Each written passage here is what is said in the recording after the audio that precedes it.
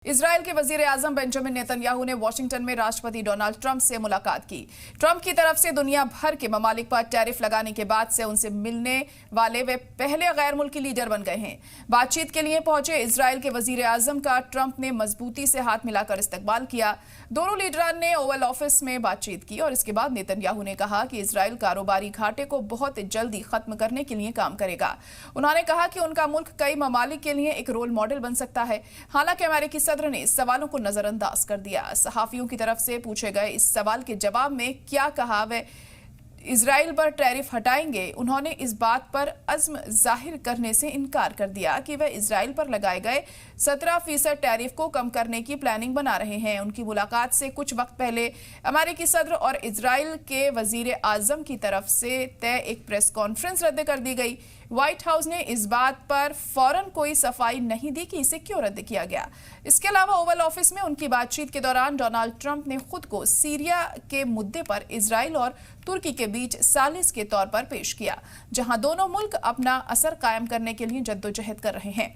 Trump ने दावा किया कि तुर्की के लीडर रजब तैयब अर्दोगन के साथ उनके अच्छे ताल्लुकात बातचीत के लिए एक रास्ता हैं। नेतन्याहू ने सीरिया में तुर्की के असर पर इजराइल की फिक्र जाहिर की। उन्होंने कहा कि वे नहीं चाहते कि सीरिया का इस्तेमाल तुर्की समेत किसी भी मुल्क की तरफ से इजराइल पर हमले के लिए बुनियाद के तौर पर किया जाए। तुर्की सीरिया में नई सरकार का हामी है, जिसने तकरीबन 14 साल की खाना जंगी के बाद दिसंबर में बशर अल असद को उखाड़ फेंका।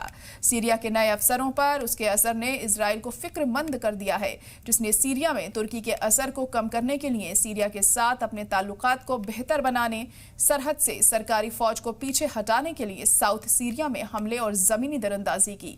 रिपोर्ट्स के मुताबिक नेतन्याहू अमेरिकी वजीर खारजा मार्को रूबियो से तुर्की को F-35 जंगी प्लेन बेचने के खिलाफ पैरवी कर रहे हैं। नेतन्याहू ने पिछले 2 महीने में रूबियो के साथ बातचीत में इस मुद्दे को उठाया है।